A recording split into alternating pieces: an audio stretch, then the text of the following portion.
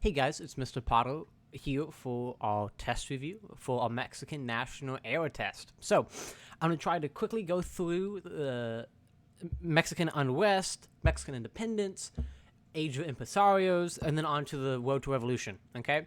So, if we remember, we have New Spain in the New World. They have been ruled by Spain for 300 years. And let's remember that we had this social hierarchy. We had our triangle here, where we had people from Spain. Here, So, we had people from Spain. We had Creoles. We had Mezzitos. And then we had Native Americans. So, Spaniards came from Spain. They were at the top of the social ladder. They had all the wealth. So, these Spaniards, they had almost all the wealth, all the money, almost all the money and land, okay? So, if you were a queer and you were, and you weren't from Spain, you were less than the Spaniards. So, the Spaniards come from Europe. They're at the top of the social ladder. The Creoles, Spaniards born in New Spain, you are now less just because you're born here. When Spaniards and Native Americans had babies, they became mestizos, a big part of the Spanish population. So you even less, and the Native Americans at the very bottom. So this system caused poverty, which, remember, poverty just means you're extremely poor. Poverty and racism, okay? Racism. Okay. If I spelled that wrong, I'm sorry. So I know how to get a drink. So, poverty and racism. This caused people to be upset, which leads this Creole by the name of Hidalgo. He gives this cry, okay? He's going to give this cry of Dolores. And he gets all these people from the lower caste to revolt. That's a word that we used before, or that we learned in this unit. Revolt. They wanted to overthrow Spain. They wanted to be independent. So he does the cry of Dolores. Sadly, though, it fails. But the big part is they fought for everyone to have equal rights. Now, this continued after Hidalgo died, and it lasted for 11 years, okay? So, 11 years happens. It is now 1821. I want to sign something called the Treaty of... Oh, hold on. Let me fix that. The Treaty of Cordoba. Let me make sure I spell this right so you guys know what it looks like. There it goes. So, the Treaty of Cordoba. So, they sign this treaty. The Viceroy, the man in charge of New Spain, pretty much says, you know what? I'm done with this. And it's going to give Mexico their independence. So, the Treaty of Cordoba is going to... Oh, let me not draw the flag incorrectly. So, the Treaty of Cordoba is going to give us Mexico, okay? Now that Mexico is independent, everything that Spain had now belongs to Mexico, which is going to include this lovely piece of land called Texas. You might know it. It's kind of the whole part of the class, the whole name of the class. So they get this piece of land called Texas. There's a problem, though. Oh. Texas, no one wants to live there. There is a bunch of Native Americans there who don't like people coming and taking their land from them. So they are going to kill they want to kill anyone who comes to their land, which makes sense. If people come into your home trying to take it, you're going to be upset. So we had to figure out that problem. Before, Spain had missions. But before we continue on, Mexico trying to get people to move to Texas, in 1825, they make a colonization law. Okay? So let's see. There we go. So, colonization law, which was made to try to get people to come to Texas, because what's wrong with Texas is that somebody else wants Texas. There's somebody by the name of the United States of America, and they have an eye on Texas. Okay? They really want Texas. They've offered to buy it and asked Mexico if they just want the United States to take it off their hands. Mexico does not want to. So their goal is, if we get people to move here that are Mexican and loyal to Mexico, the United States will not be able to take it. So what happens is, we get people called Empresarios. These are people whose job it is to move people to Texas. Our first one is going to be someone by the name, almost first one, Moses Austin, okay? So Moses Austin, he goes to New Spain before Mexico becomes its own country, and he gets a land grant. He tells his son, Stephen F. Austin, or just do SFA, Stephen F. Austin, that he needs to carry on his legacy. Moses Austin, after he gets to his son, he dies. Big sad. Unfortunate. So he dies. Stephen F. Austin says, you know what? Yeah, sure, I can do it. He comes to Texas. He has to get a new land grant from Mexico. But he does very well for himself. He settles 300 families. I can't spell family. 300 families in the Houston area towards San Antonio. And we call them the Old 300, okay? Simple name. Old 300 are the first 300 families Stephen F. Austin bought. So, now what's going to happen is, let's fast forward. Okay. So, that pretty much sums up Age of Empresarios. They're there to do that. Now, let's remember something real quick. Hold on. In the colonization law, in this colonization law of 1825, sorry. So, colonization law of 1825. I can't get my dates right. I'm sorry, guys. It's late at night. So, colonization law of 1825. There were 3 rules. You needed to be loyal to Mexico. Then, second one, you had to speak Spanish. Pretty simple. You had to speak Spanish. And you had to be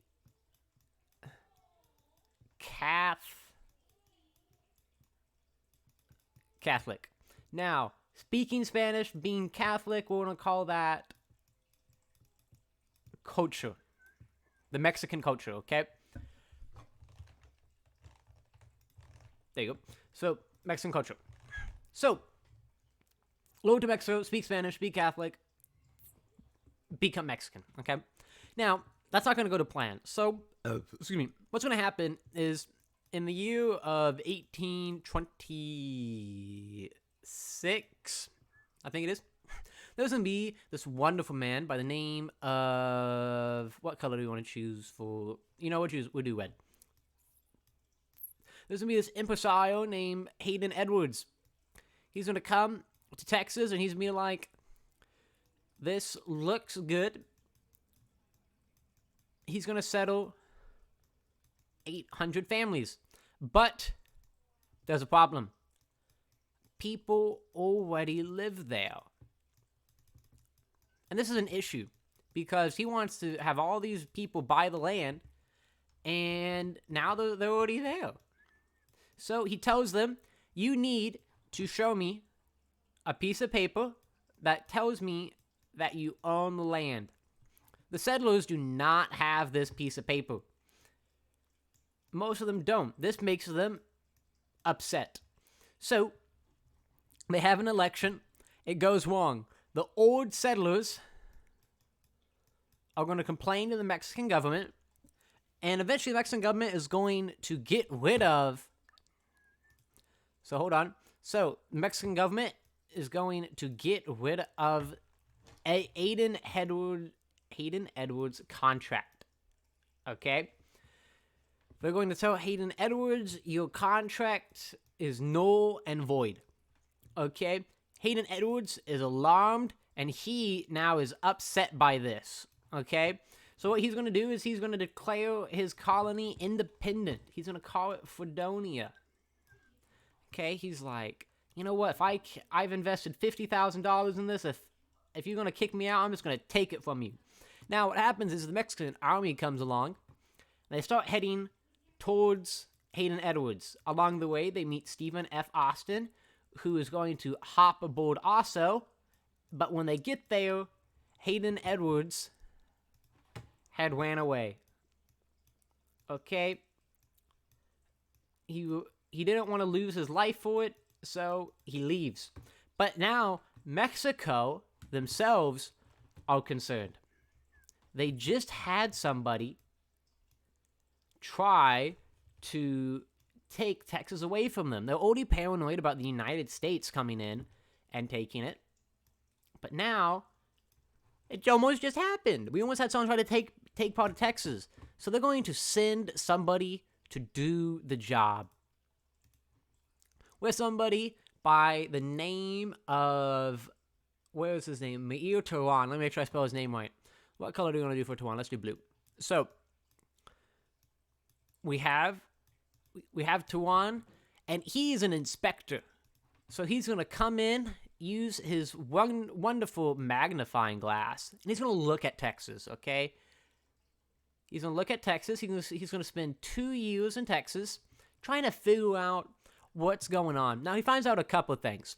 First, the Texans, and in this case, the Anglos, so just put white / Anglo, they are not loyal to Texas. Okay, hold on. I need to make sure I'm spelling that word right, because I know I'm not. So, I can keep talking while doing this.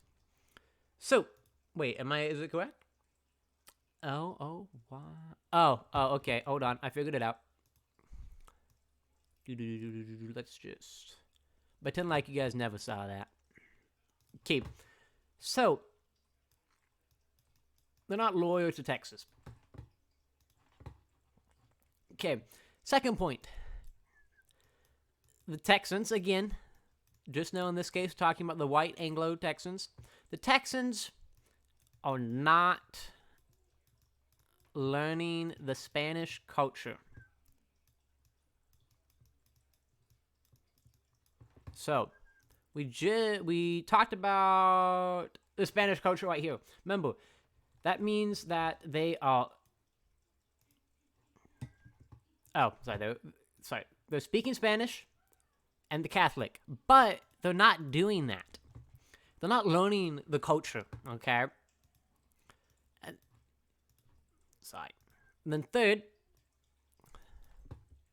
what's going on is that the United States, I just put USA, United States influence is too strong, okay? The influence too strong. The problem is when you get up here in your Nacogdoches, Houston area, it looks just like the United States. And this is a problem. So we have our problems. Now let's look at us. Let's look at his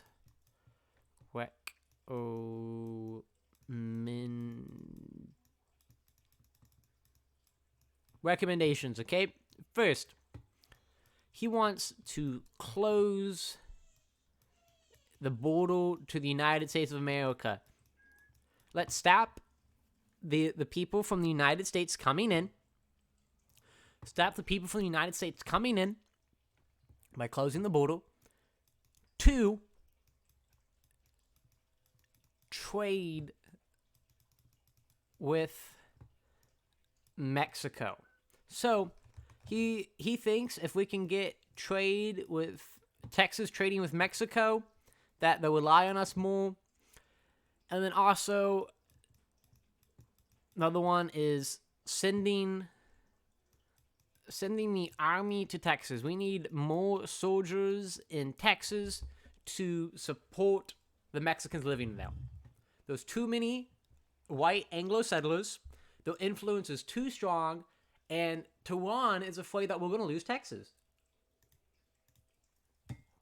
Now, what's going to happen is we're going to make it to the law of April 6th. So Teran's report makes it to Mexico City, and they make the law. And of course, the law bans immigrants. So pretty much bans U.S. citizens coming to Mexico.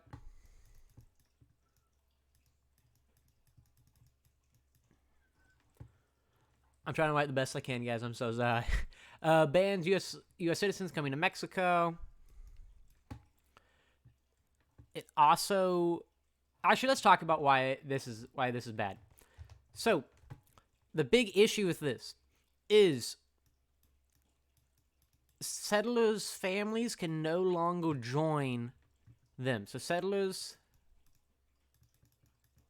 families can't come to Texas. So, their families are now stuck. They can leave, but then they can't come back. All the work they had will be gone. So that's our first issue.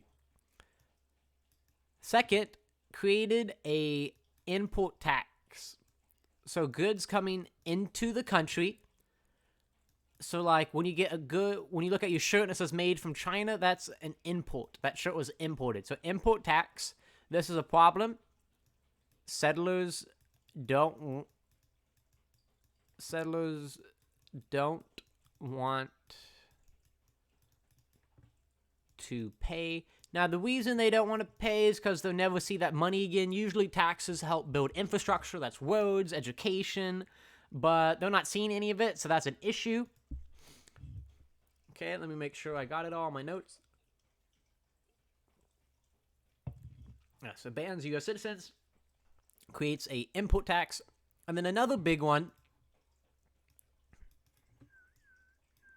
No new slaves.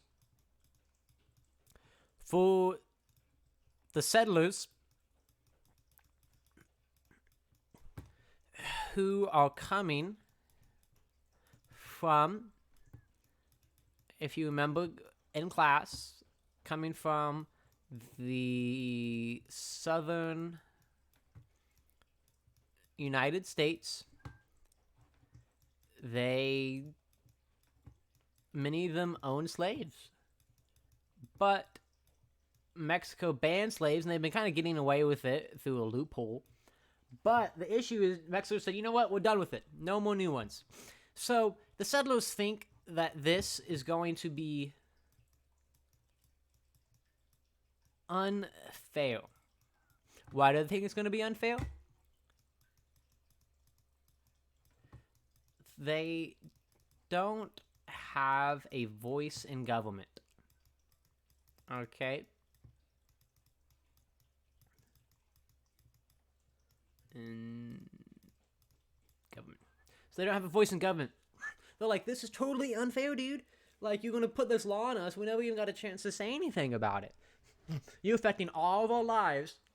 But, excuse me, there's nothing we can say about it. Okay. So what that law is going to lead to is we call it conflict at Anahuac.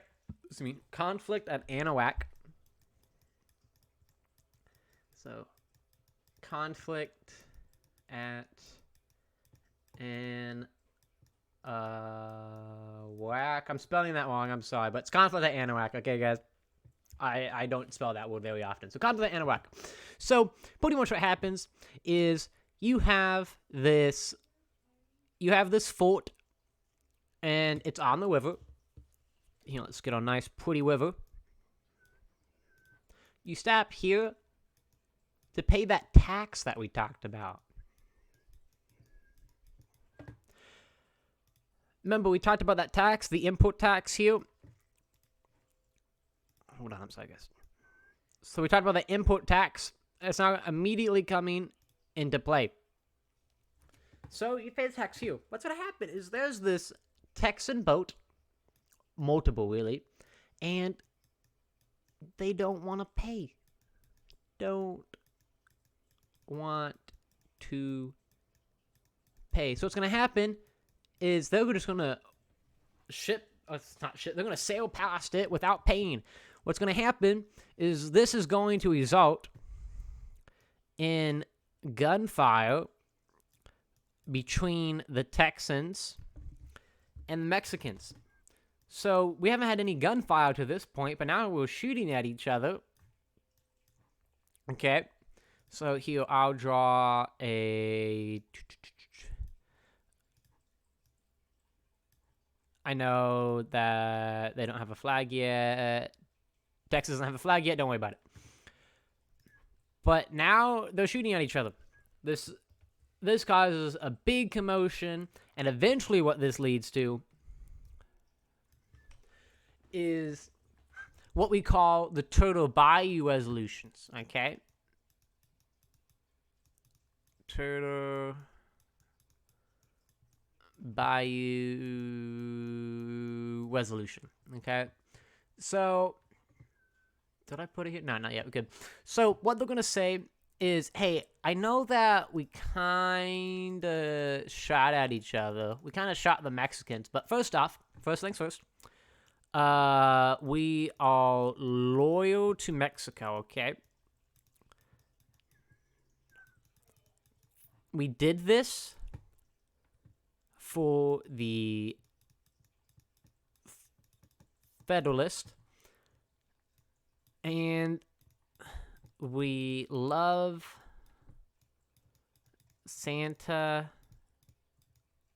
Ana, okay?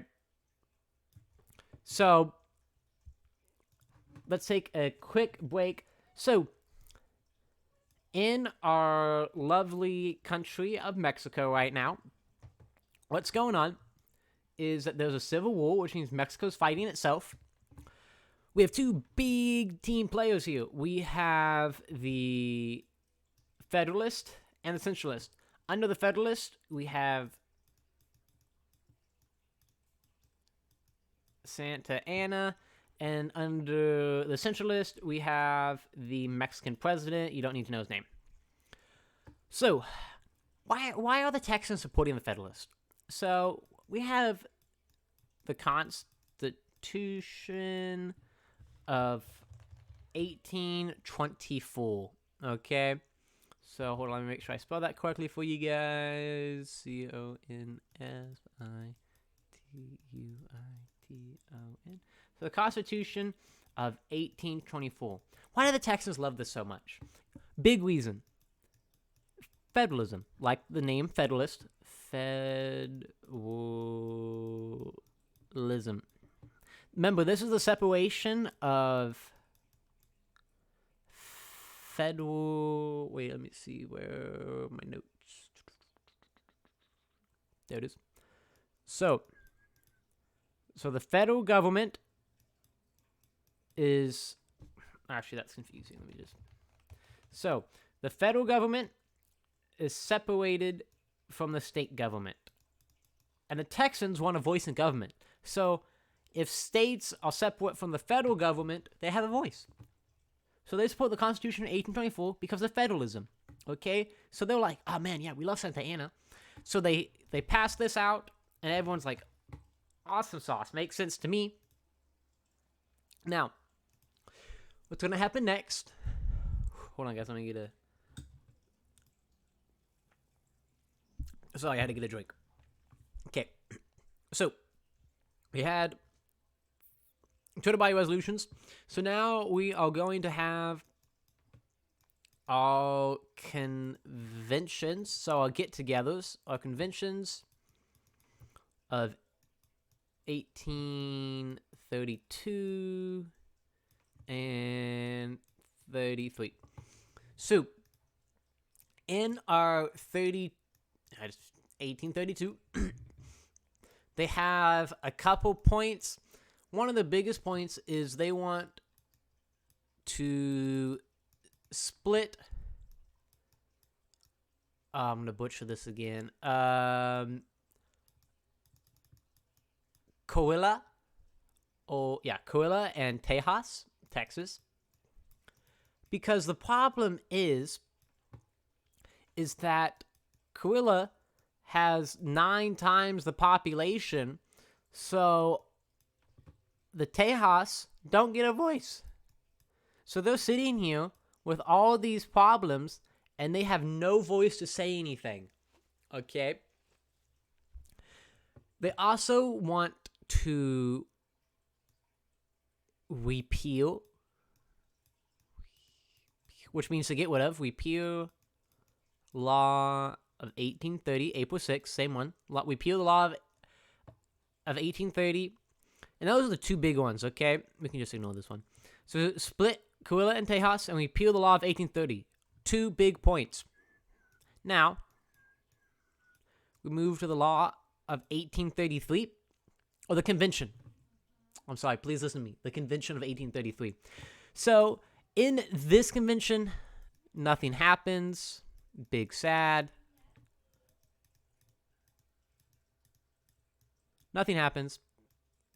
Then, in 1833, they have 2 points again. Or they actually have 4 this time. So, first point. Same as last time. We are going to split Coahuila and Texas. Same issue. Our voice isn't being heard, and that needs to change. Okay? Now, second point is now they just want to modify law of 1830 just to allow immigration. So they just want allow families to come. They want their families and friends to come to Texas, okay? Because, it's been 3 years, the families can't legally come. It's hard. They also want to set up education.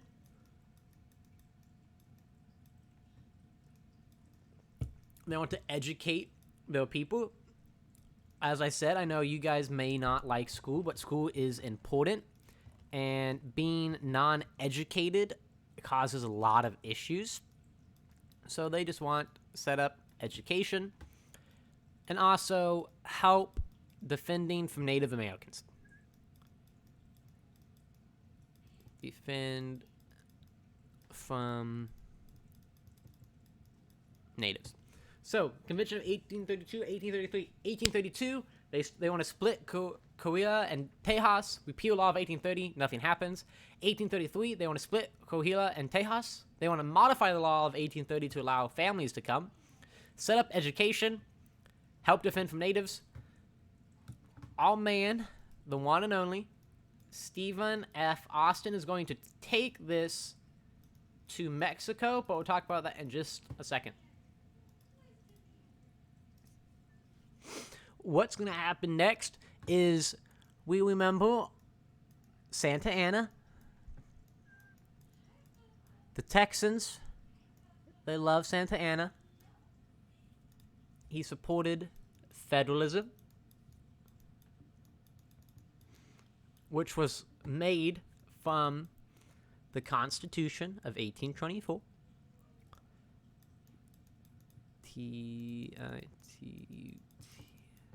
The Constitution of 1824. But Santa Anna, like so many, are going to break the heart of the Texans. Santa Anna is going to become dictator. In 1835, Santa Anna, 1835. Santa Anna's become military dictator. Federalism, gone. Constitution of 1824, gone. All that's left, Santa Anna. Okay? All what the Texans wanted, let's see, was it? Yeah, so everything that the Texans supported Santa Anna for, the Constitution of 1824, which supported federalism, is now gone. Okay? What's going to happen is the Texans, they realize that, there was no other choice that we have other than to go to war in Texas, okay? This is going to be our last chance. Because we don't have a voice, we're now going to have to show them our voice, okay? Okay, let's cover that up. Now, as I said earlier, Stephen F. Austin, so we're going to backtrack a little bit. In 1833, is going to go to Mexico City. When he gets there, he has to wait. He waits 6 months. Nothing happens. What's going to happen is he's going to write an angry letter during those 6 months. He's going to send it, but what happens is the Mexican government is going to find that letter. Okay? So, Mexico, before they find his letter, grants Stephen F. Austin Mexico grants Stephen F. Austin all request, but the split between Coahuila and Tejas, okay? Everything but the split, Mexico says, yeah, sure, you got it. So he does pretty well. Stephen F. Austin is now going to make his way back to Texas. But on his way over, he gets stopped, and he's kicked back to Mexico City. No, he's going to sit in a jail cell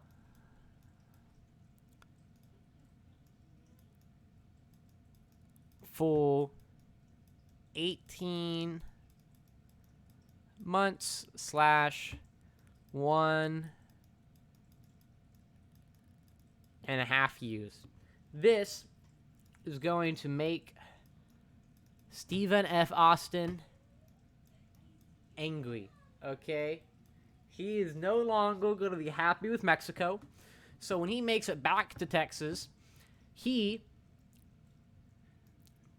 is going to say it's time to go to war. Okay? Okay, let me make sure I got everything. Okay.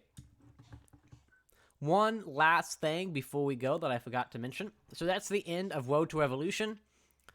Last thing is, if we take a look at,